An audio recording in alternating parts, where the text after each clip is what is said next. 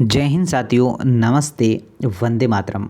आप सभी का स्वागत है आपके अपने एजुकेशन चैनल समाधान स्टडी पर। साथियों, आप सभी के लिए महत्वपूर्ण सेशन, शानदार सा सेशन स्टार्ट हो चुका है और जिसमें आपका जैव वर्गीकरण के कुछ इम्पोर्टेंट क्वेश्चन विद उसके सॉल्यूशन आपको बताने वाला हूँ। और आइए आप सभी लोग इस क्वेश्चन को देखिए। नए पैटर्न पर आपके क्वेश्चन जैसे ही इसकी एग्ज़ाम हुई थी सेम वैसे ही क्वेश्चन आपके लिए मैंने लाया है। आपको मैं डेली एनालिसिस भी करवा रहा हूँ पेपर का, आप लोग वो भी देख सकते हैं। तो सिमिलर हम लोग सेम ही सीधे प्रोसीजर पर बढ़ते हैं।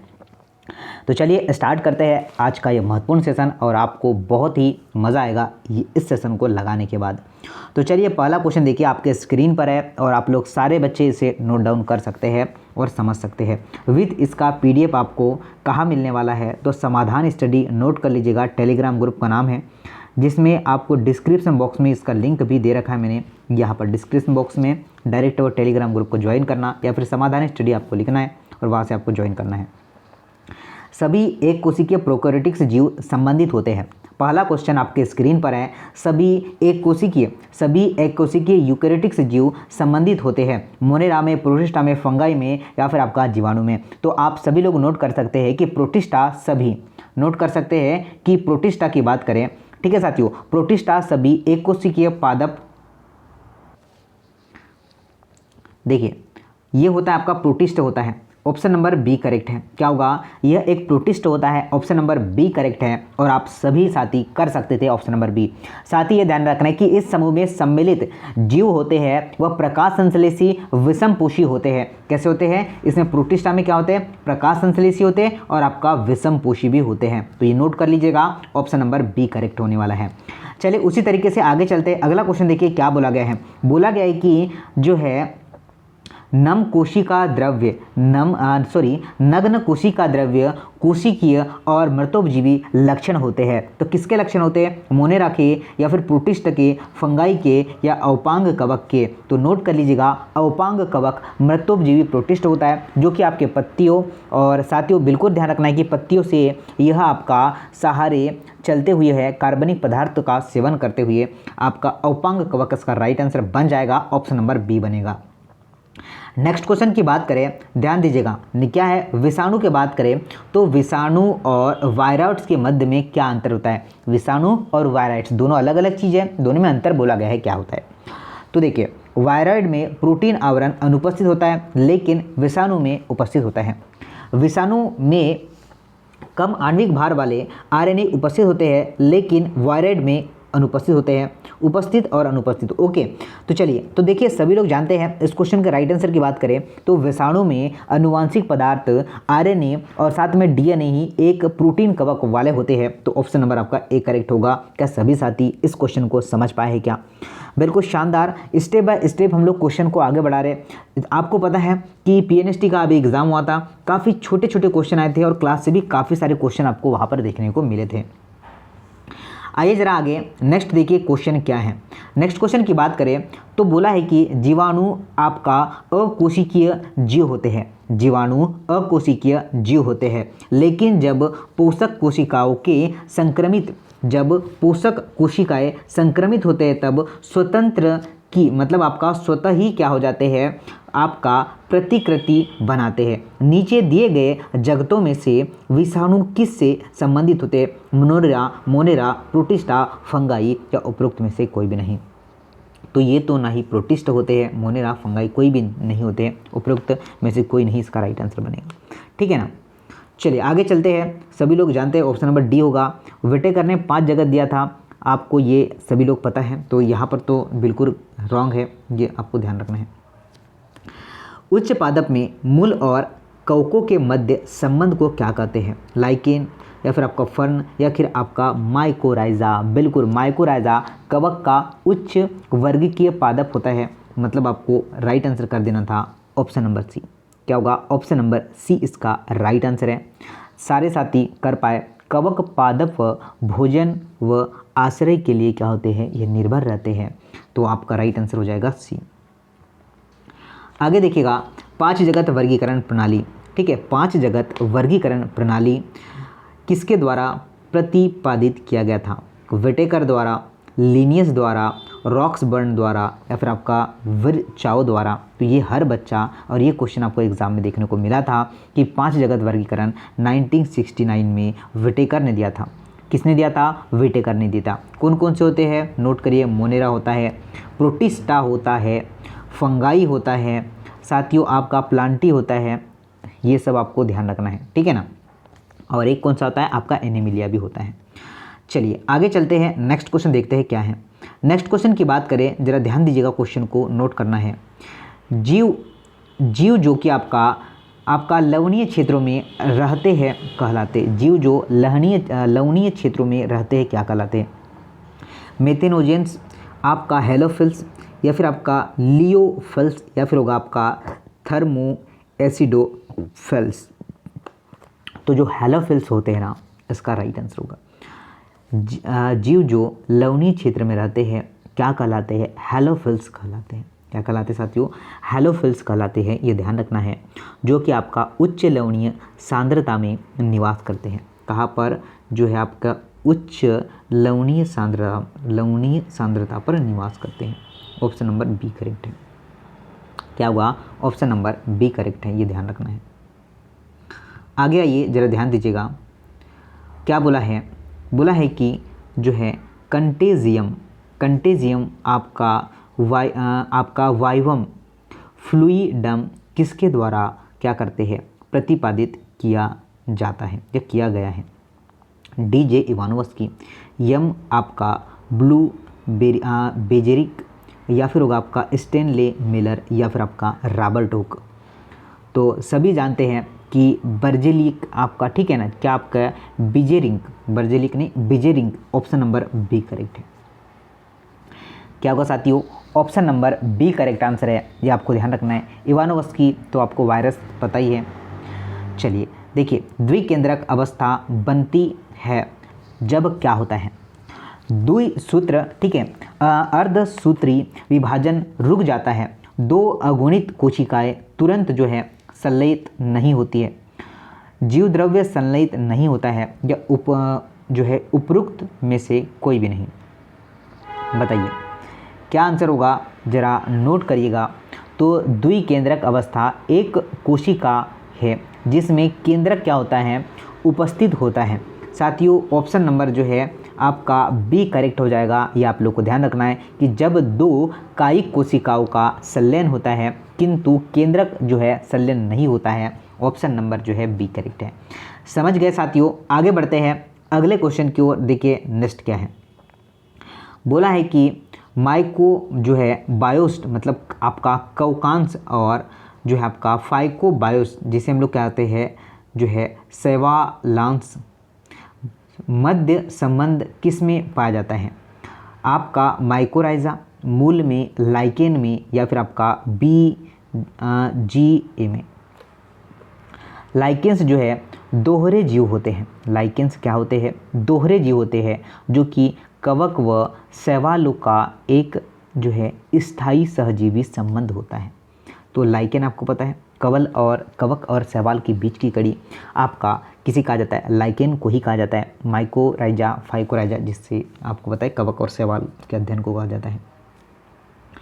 आगे आते हैं, कवक के लैंगिक चक्र के लिए आपके घटनाओं का सही क्रम क्या होता है? तो मैं सही क्रम ही आपको बताता हूँ। जीव द्रव्य संलयन, केंद्रक संलयन, और आपका अर्धसूत्री विभाजन। आपका सी आंसर करेक्ट बन जाएगा। क्या होगा साथियों? सी आंसर अगर आपने लगाया है तो बेसिकली शानदार तरीके से आपका सही होगा, ये आपको ध्यान रखना है। आगे चलते हैं। बोला गया है, क्वेश्चन देखिए, फाइकोमाइसिटिस के सदस्य पाए जाते हैं जलीय आवासों में। बिल्कुल सही बोल रहा है। अपघटित लकड़ी पर, आपका गली सड़ी लकड़ियों पर। बिल्कुल सही है। नम तथा सीलन भरे स्थानों पर। बिल्कुल सही है। पादपों पर जो है आपका अविकल्पी परजीवी के रूप में। ये भी सही है, सारे सही है। ओके,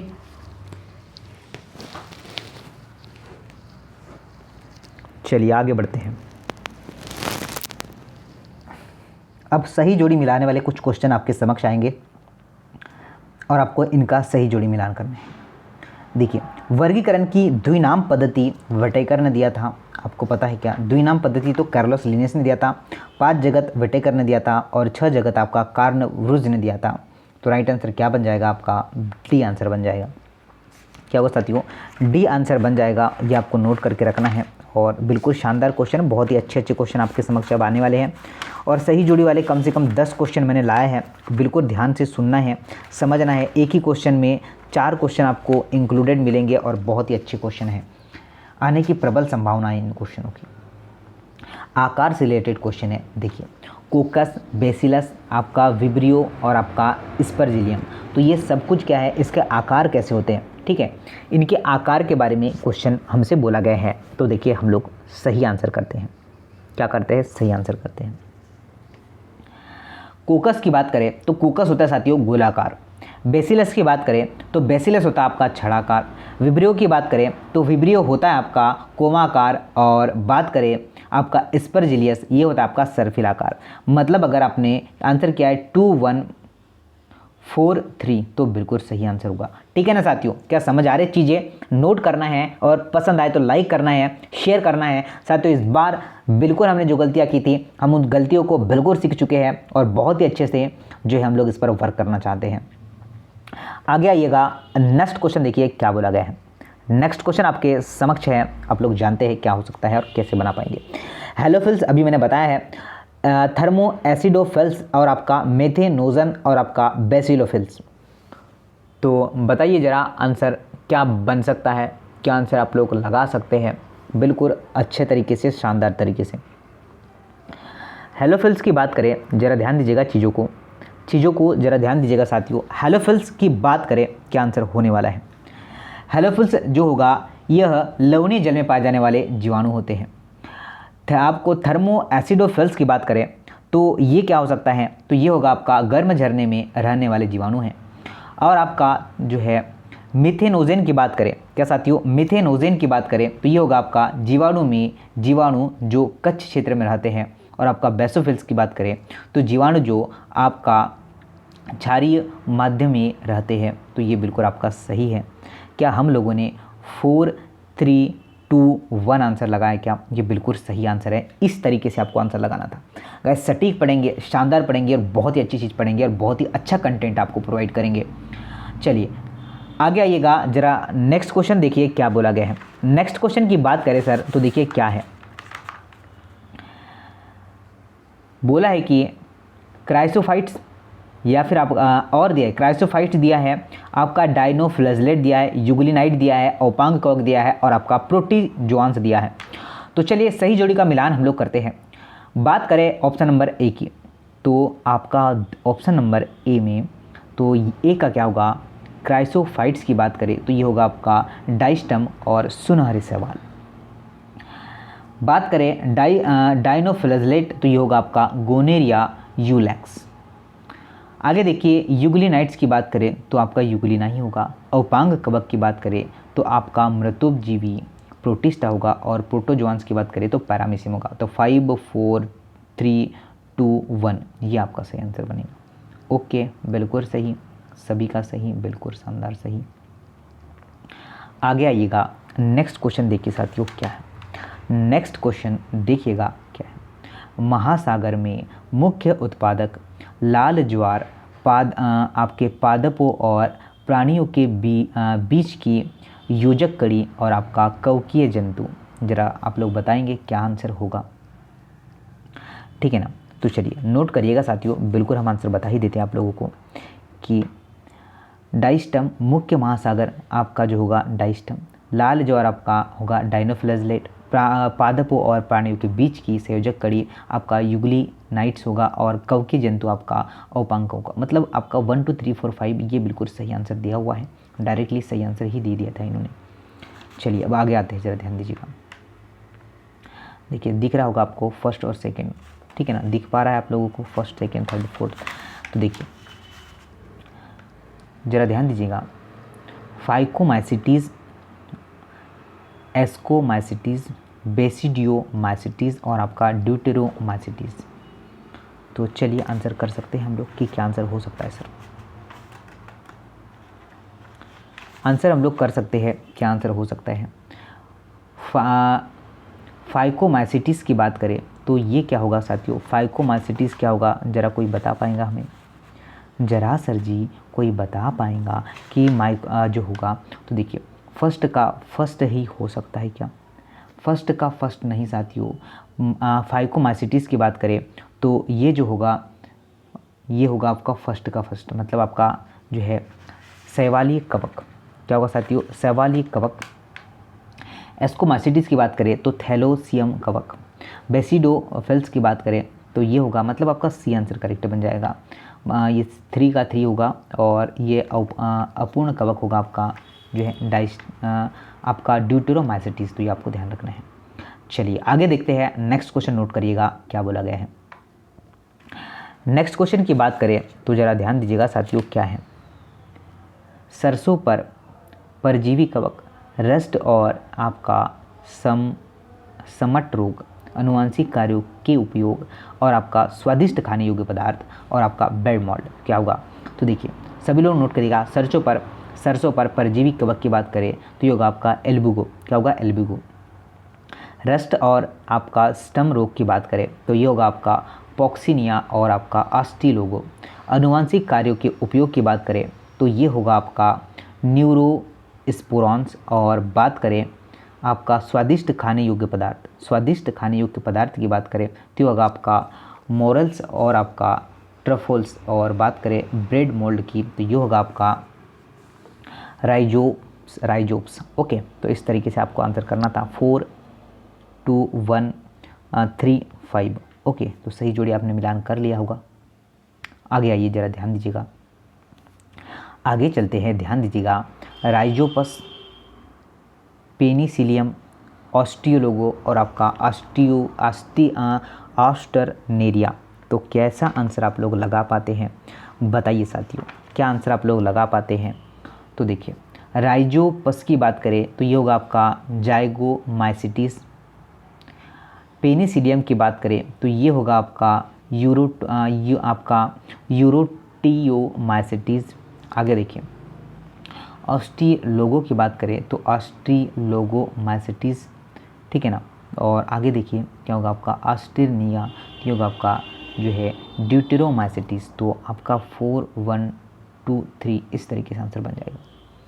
चलिए आगे आइए, नेक्स्ट क्वेश्चन की बात करें, ज़रा ध्यान दीजिएगा साथियों, क्या है, क्या बोला है? इवानोवस्की दिया हुआ है, आपके बिजरिंक दिया है, स्टेनले और आपका डाइनर दिया हुआ है। तो आप लोग आसानी से इस क्वेश्चन को बना सकते हैं। इसके पहले ही एक क्वेश्चन हमारा ऐसा हो चुका है, ठीक है ना। तो देखिए फर्स्ट जो होगा आपका इवानोवस्की, तो आपको पता है ये तो वायरस होगा, मतलब आपका तंबाकू का मोजिक्र होगा। ब्रिजेक की बात करें तो ये होगा आपका कंटेजियम वायरम, आपका फ्लूइडम ये होगा। और आपको स्टेनले की बात करें, ठीक है, तो ये होगा आपका वायरॉइड। और आपको डाइनर की बात करें तो प्रथम रवेदार, ठीक है, TMV होगा। तो ये आज की शानदार क्लास थी, बहुत महत्वपूर्ण क्लास थी। काफ़ी सारे क्वेश्चन एग्ज़ाम में आए थे और आप लोग प्रतिदिन क्लास को ज़रूर देखिएगा।